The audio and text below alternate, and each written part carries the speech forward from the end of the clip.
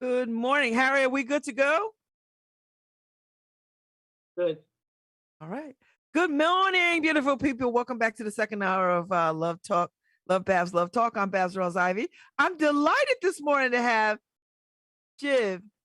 How do you pronounce your first name? I know people call you Shiv. Shivaike. Shivaike Shah. And let me tell you a little something about Shivaike Shah because I got the press release and I was thoroughly impressed. You just finished school a little while ago, Yeah, Oxford. in 2019. Yeah, so you're newly minted. Your parents must be proud. Finally done. Yay.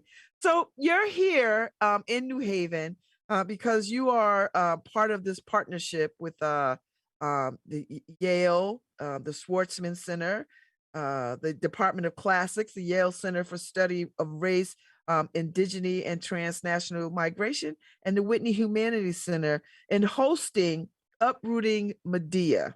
It's a virtual presentation that you produced and you're producing, and you're doing this with your production company called Khameleon, which is something that you created to help elevate and raise awareness around, I don't like to say minority, but actors and actresses of color, because when you say minority, it doesn't speak the truth of things when the majority of the world is of color. Absolutely. We like to use the word global majority. I love that, global majority.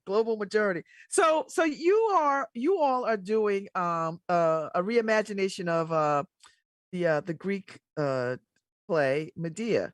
So Euripides' Greek tragedy Medea. So talk a little bit about why this is important to see this again, to do this, and to do it with a multicultural global cast. And does that put a different spin on it?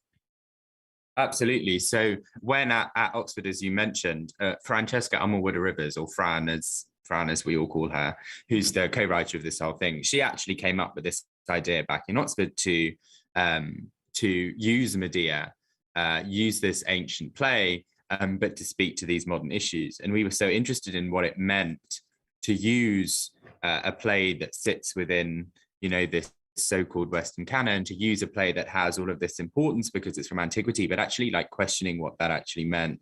What did it mean to change the perspective of the play in the way that it's normally put on? But also Medea has such an interesting history. The performance history of the play is such that there are so many, as we said, global majority individuals, people in protest, people who are really trying to make a change, who've used this play for 200 years, from suffrage in England to it's one of the first plays put on in Cuba post the revolution. Like, it's constantly a play that people turn to. And we found that so interesting for a play that is about, a woman who murders her children. So, it's not like this play that you think everyone would turn to. So we really feel like by bringing out the themes that we're most interested in, that we think speak to these global majority individuals, so themes of home, belonging, identity, all these things that we really look at, and we use Medea to do so. It was a really brilliant idea by Fran to see how all of this matches up. So tell me why you founded Khameleon. Like, what did you wake up and say, the global majority is not being represented, let me do something about that? How did that play? So the play went on at university, and it sort of, closed at university. And then Fran and I, we both graduated. Fran went straight into the theatre. I actually went into fashion for the first 6 months. This is the 6 months before the pandemic. And just as the pandemic was hitting, maybe Feb 2020, I'd done another fashion week, and I was just really fed up with the way that an industry which was supposedly becoming more and more diverse, and I'd been doing countless shoots and things, and I was moving into theatre at the time, and you'd see casting for both plays and catwalks, and they'd be like, yeah, we're going to have a diverse group of people in front of the camera or on stage. But actually, when you broke it down, it would be something like, we're going to make sure we have 2 individuals racialized as Black, 2 individuals who are brown, 2 individuals who are, it'd be this like list of things that they were fulfilling. And the thing that I found most questionable was that it would never be anyone behind the camera. No one who was actually selecting would be a global majority individual. And I was seeing this so-called change, And I remember I got proofs back from a shoot that I'd done that day, and thinking if I walked down the street and I saw this as an advert, I would look at this company and I'd go, great, what a diverse company. But having been behind the camera, seeing what happened that day, like nothing about it was okay. And more importantly, nothing about it actually did anything to celebrate or cultivate any kind of environment where all the things that these people had to bring, not just the fact that they were brown or black, but their experiences, their heritages, their cultures, all the things they actually had to share, when they were never being considered, they were never being celebrated or included. It was just making sure that they were there because they wanted to fulfill some quota. And it wasn't just that I wanted to create a company that gave space to have all these people come, but to come creatively and to come in a way that they feel like they were actually bringing a product. It was their art that was being recognized, not just, oh, you're brown, come on stage. Mm-hmm. And I thought that was such an important thing to do. And then I wondered, is it possible to do it with everyone? You know, I'd worked in theatre companies that were all South Asian, or that were all this or all that. And, you know, certainly as a second generation immigrant in London, surrounded by a lot of people whose parents came from Southern Africa to England, there's so much in common between us. I wanted to see whether we could really cross the boundaries and bring everyone together and see how much we could merge all these experiences and come together to sort of collaborate and learn from each other, rather than, I think, what often happens, which is that there's this feeling that we're all in like opposition, fighting for the one spot that we get on stage or whatever it is. Actually, what happens when we all like look to one another and work together to try and make a change. And so do you feel like this is a receptive message? Like when you go out into the world and you say, this is what I do, and I can do this and I can bring that, are they listening to you? I mean, do you feel like you're being heard and respected and invited? I think that it's a double-edged sword. I think that we still are very often invited into the room just because people see that we're, you know, black and brown, and they just want to have us into the room. And I don't know whether it's always because they're really considering our work and they're more considering the message. And that's not necessarily the worst thing. And it still gets us into the room, which is step one, and that's really important. But I think what's so fulfilling and what makes it always worth it is when we you know, do a workshop, or, you know, we just shot a short film, we released the trailer for that short film just a couple of days ago, we officially announced it. You know, you'd have actors or crew members coming to you behind the stage and being like, I've never worked in an environment where there were so many people from so many different cultures, or where it felt so collaborative, or where it felt so creative. And so actually, I think that like for the people that the company and the project is really aiming to try help and support, it seems like it's working, and we've got a great community of artists. And as we travel campus to campus, it's amazing to see some of the young students that also do pick up on the message, and I do think feel like they can connect. And we're still learning how to navigate what it's like across the way in America, but I think it is a double-edged sword, but there are positives to both. And as long as we're serving the communities we want to serve, then that's kind of the most important thing anyway. Now, do you feel hopeful when you show up on college campuses and universities? Like, is that a good way to sort of grow this message and this global thought about how to be inclusive and equitable? I think that, you know, we started the show on campus. We started the show at Oxford University with students. And I've always felt like, you know, there's so much radical thought that happens on campus, and we're going to campuses all over. We're in Yale, but we're going to Texas, we're going to Kentucky, we're going to Tennessee, we're going everywhere. And I think that there's so much, hopefully so much that we can bring, but also so much we can learn from how these students are tackling all the issues and things that students spend so much time sort of embedded and thought about. And students from all over, from all different kinds of backgrounds. I'm just so interested to see how our project resonates with them and what we can learn from them about our project, how to develop our project, and the questions about the classics and the questions about race and diversity that are really at the core of what students are thinking about as well. And so often I find that these young students are the ones that are really, you know, on the cutting edge of what's going to be next, I think. So how do you and Khameleon think about the projects that you pick and choose? I mean, what's the criteria? How do you do that? I think what's important, I mean, we're very young, so this is our first major project with the film and the play and the tour. So we're a And young that's a lot. yeah, it's a lot to navigate all of this. And we also have a big podcast series called Khameleon Classics.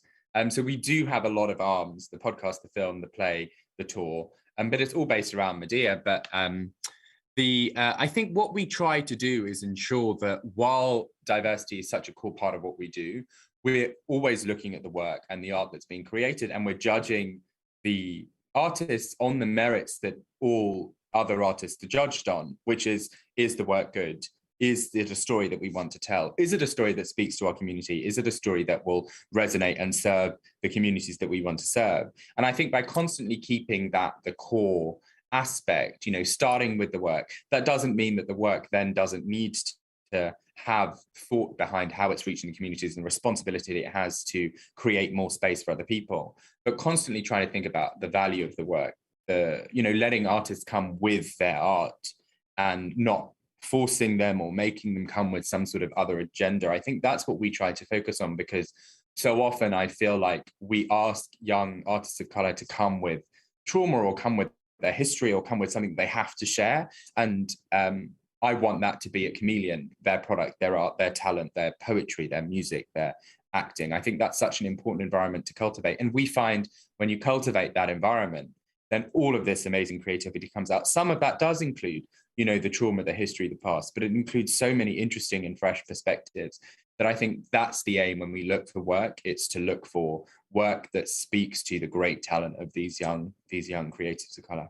And how big is Khameleon? Like, is it you and your Oxford friends, or who is it? We branched out. So we sort of, we moved on from the Oxford group, and Fran and I are at the core of Medea. And then Cara, who you've spoken to, Cara Weislingen, is our sort of administrative producer and tour. And then obviously we have all of these different. So the film was, directed by the amazing Rifi Ahmed with Natalie Pitters as a cinematographer. And there was a separate film crew, of course, that got that whole leg running. Then the podcast has got its own little team of Malin Hay and Steph Chungu doing the editing. Then I'm afraid just for the core company, it's just me and Cara that do all the administration, all of the paperwork, all of that's just us two. And then Fran and I helm the creative side of Medea, and we're building up that team to workshop the show this summer. So there are all these little legs, but ultimately, we're a small company with very limited funding. So there's only so much we can afford. Just involves me and Cara working all the time to do everything. So how do you decide what your success is? How do you know if you've reached some success or success at all? I just think it's got to be, for us, it's a metric of, I have two metrics. One is, are we reaching communities? Are they showing up to the work? So when we put on a show, are we ensuring that we're creating an environment, both economically, are we making it viable for people to come? Socially, is it a topic that people are interested in? Are the communities that we want to serve showing up to the work that we're putting on? And the second thing is, are we platforming, highlighting, celebrating, getting our artist names out there? The people who are creating the work, are we doing enough to elevate the status and the creative status of the people that are working with us? Those to me are the two main metrics of ensuring that things are working. And look, if we can make them some money along the way, then that's great, and that will hopefully help them more careers. But we just want to make sure we're serving the communities we're serving, and we're serving the artists that are working with us. So I know you've probably been paying attention to what has been going on in American theaters here with theater so #theater so white, where black and global black and brown and Latinx folks are really taking American theaters to task about inclusion and equity, and really raising the bar in terms of a list of demands that needs to happen, not just on stage, but behind the stage, and the folks who shoot and take care of, do all the things behind the house. Do you feel this is a good time for you to be engaging in the conversation? Do you have something to add to the conversation? I think so. I mean, we see White American Theatre, the tenets, the accountability there. It's such a core part of the movement, and I think it's a new movement. It's not a new movement in the sense that people have done this many, many times before and tried, but we've got this refreshed energy.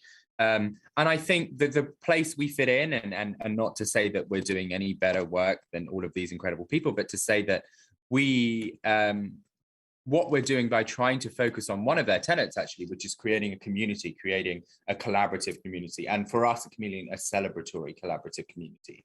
I think it's a core tenet not to necessarily directly deal with some of the other incredible things that, for example, we see White American theatre are by holding these other theatres accountable, but by trying to generate a space where young creatives feel like they can come and then share with each other. Because as I said, one of the big things I experienced was constantly feeling I was fighting with people I should be working with.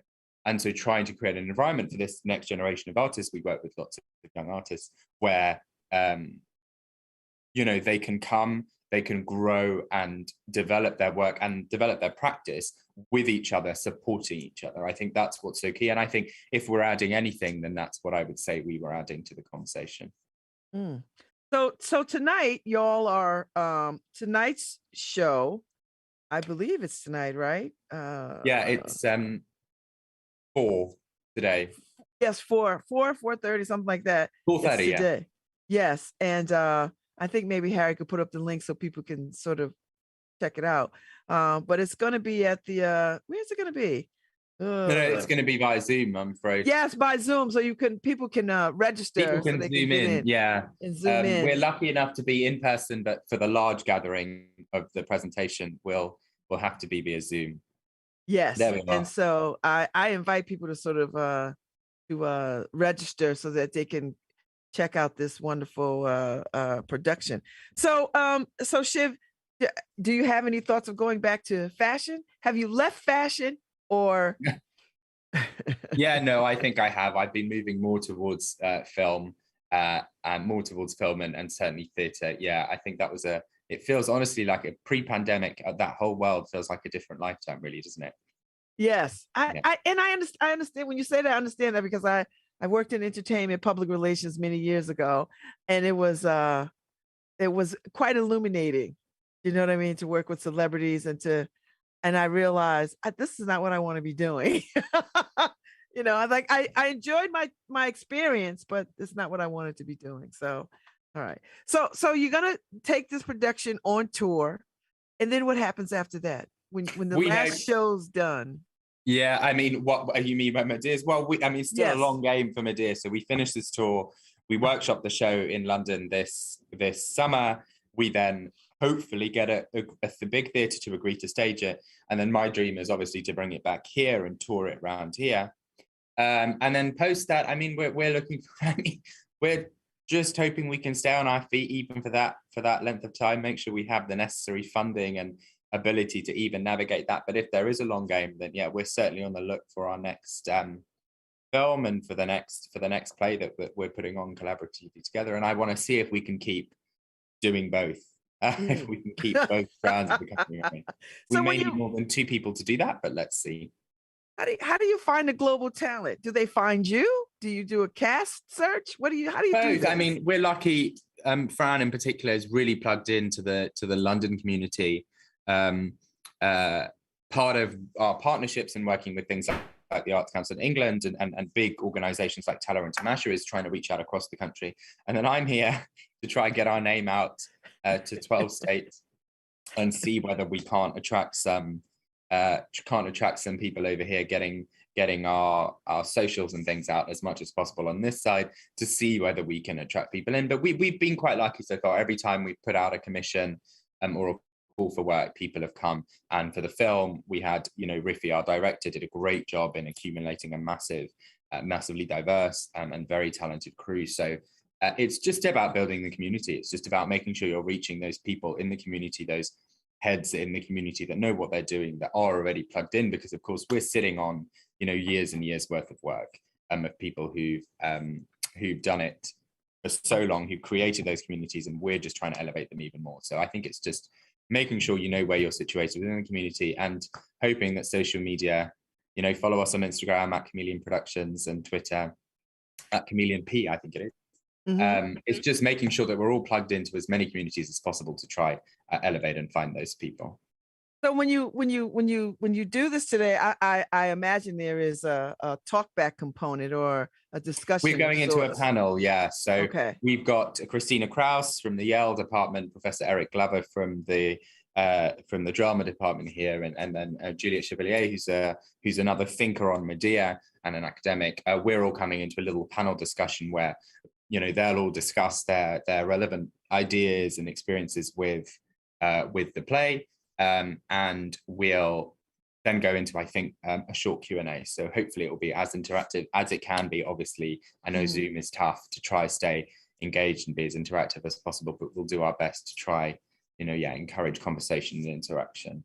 I think that's a good idea, because I think because this play is such an old play, and no one ever thinks of Greek tragedies as something that you could overlay now. The fact that you're doing this is quite incredible. So I would imagine the conversation will be, where does this fit now? How does this work now? I think that it's also part of I think part of what we're doing is asking ourselves that question. Part of the tour is figuring that out. I think what Fran thought of doing is, because we replace, so in a Greek tragedy, you have these choruses between the action of the play, these choruses. In our version, we remove the choruses and put in newly commissioned spoken word pieces that speak to modern issues, right? So they're new works that are embedded within this old work.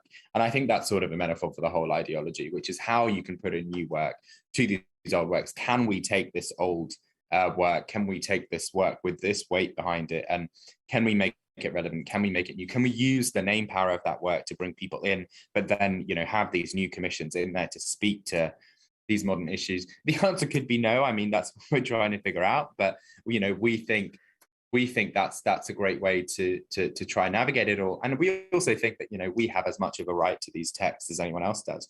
So why not try navigating and rethinking them as best we can, alongside people like Louis Alfaro and Modesta Jones and all these amazing other artists who are doing so with these texts and have done so for so long.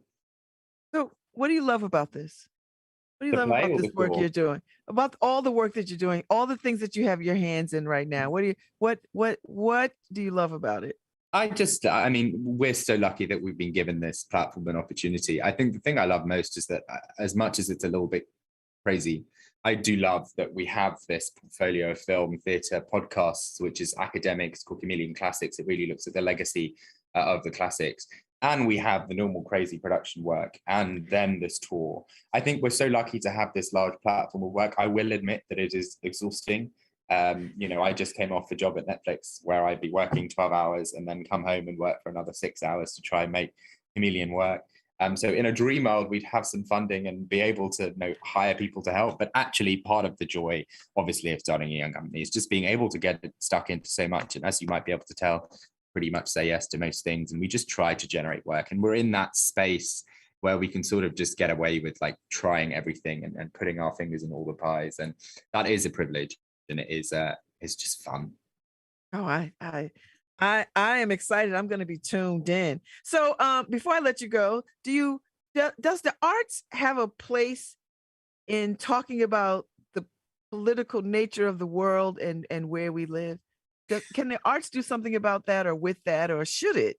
I think that certainly, I know that people sometimes say that it shouldn't. I don't really understand the purpose of art necessarily if it doesn't do something. It's there to speak to community. I think it's there to be reflective of the feelings of, or at least in part to be reflective of the feelings of a community and talk back to that community. And I also think it's one of the core spaces where you can bring people together, bring people from all manners and all walks of life together. And even though it can be very privileged and very exclusionary if your tickets are priced at 300 whatever dollars and no one can get in, but the right kind of art, I think can bring a whole manner of different people together and get them thinking about the same topics. And if in the modern climate, if there's anything that can bring people together in any way, I think we should do whatever we can to jump on that opportunity. So absolutely, I think they can, I think they should. And I think that, again, being collaborative and being creative in a space that generates, some form of group environment where you can share your own experiences while listening to others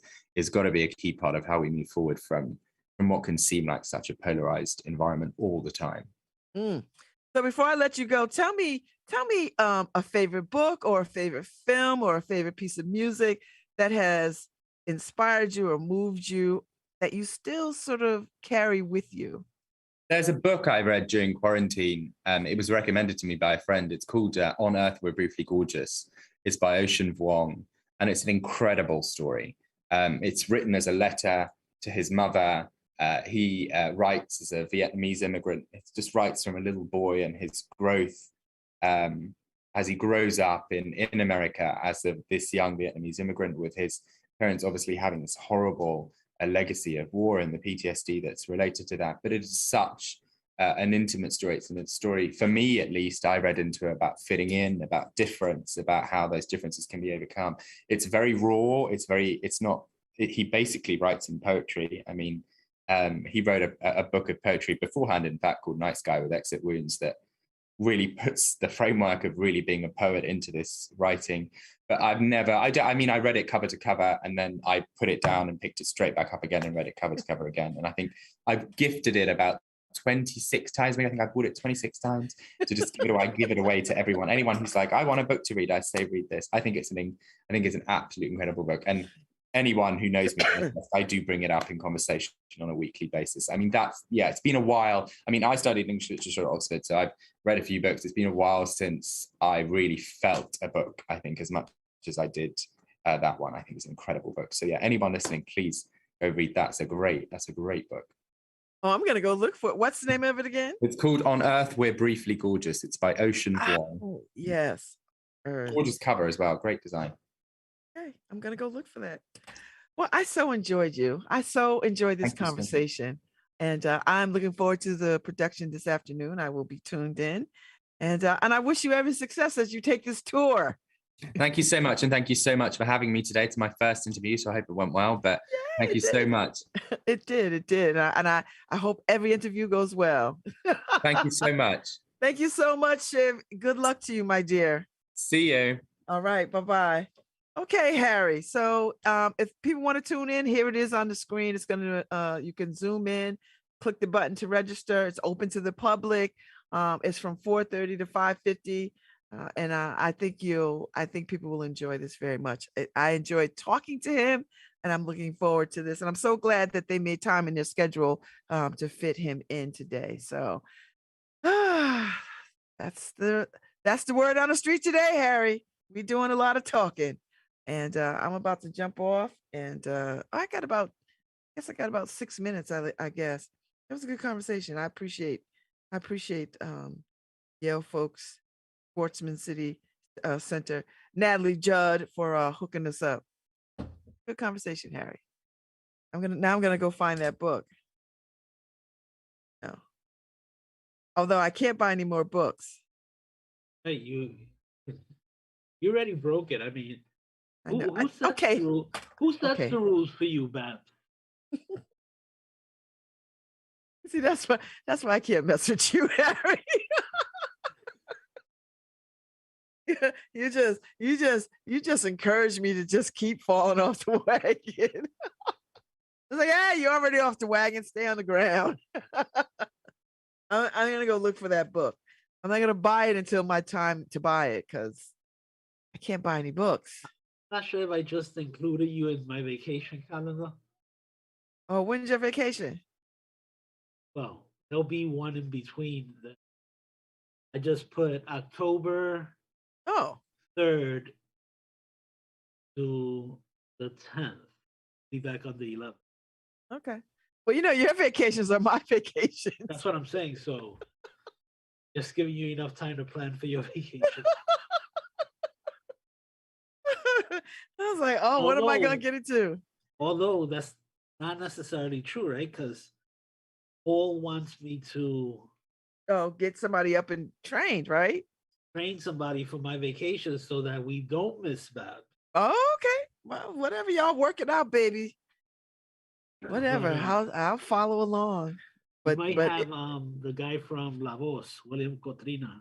All right, if it goes awry. It will. It will. You can count on it. I mean, you'll be doing it solo, so that's all right. I'll just line up a bunch of guests. Yeah. I'll just make sure I'm guest heavy so that it goes well. So no worries.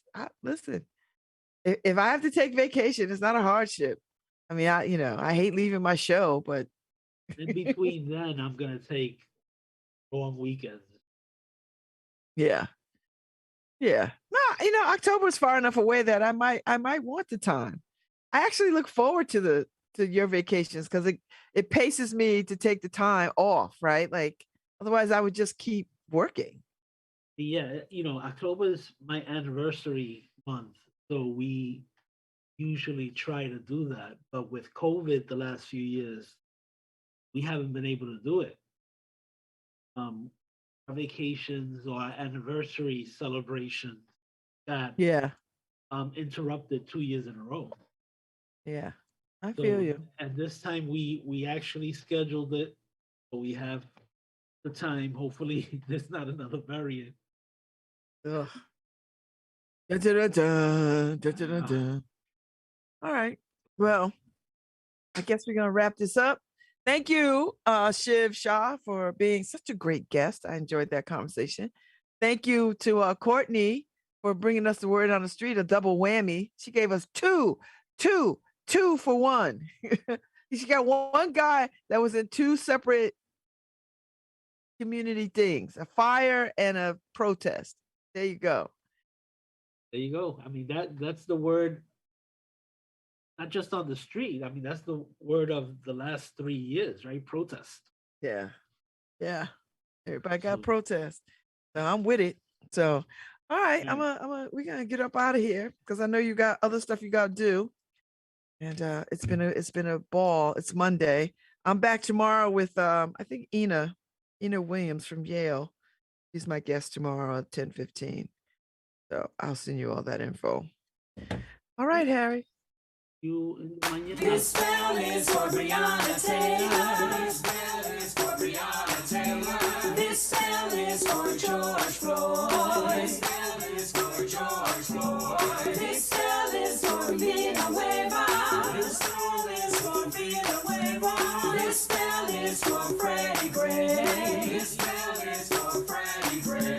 This spell is for Eric Garner. This spell is for Eric Garner. This spell is for Ahmaud Arbery. This spell is for Ahmaud Arbery. This spell is for Philando Castile. This spell is for Philando Castile. This spell is for Michael Brown. This spell is for Michael Brown. This spell is for Tamar Rice. This spell is for Tamar Rice. This spell is for Vincent Ramos. This spell is for Vincent Ramos. This spell is for Melissa Ventura. This spell is for Melissa Ventura. Trayvon Martin and all the others. This spell is for all the others.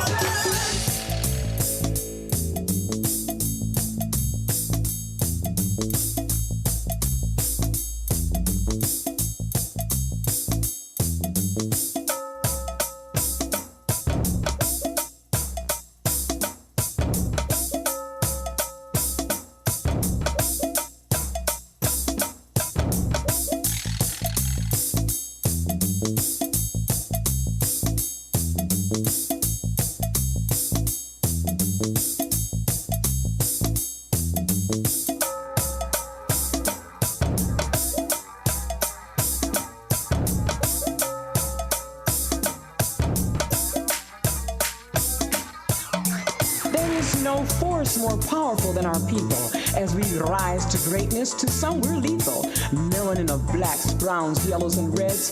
Beautiful hair, kinky, curly, straight, and dreads. Been tricked, robbed, and fed so many lies. It's time to unite, not compromise. Our families destroyed by death, despair, and hate. We're strong, we got faith, it's not too late. We will expose the ugly, corrupt system aimed at our colors, race, and religion. We're fed up if you didn't detect it. We're fully woke and will be respected. The revolution was televised. Now the whole world knows. No more hiding the truth behind closed doors. Be sure you hear us. No need to fear us. Just know when we say every single day, Black Lives Matter. Black lives truly matter. Black lives truly matter.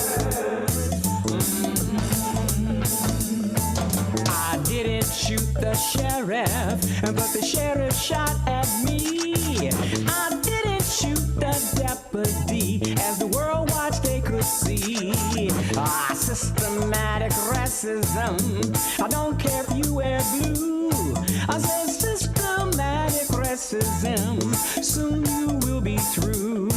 You keep killing all my brothers and sisters, just don't get no rest. You chase them down and shoot them up, keep taking away our best. No hiding from the vigils, and now the world can see what's been happening to my brothers. Justice is what we need.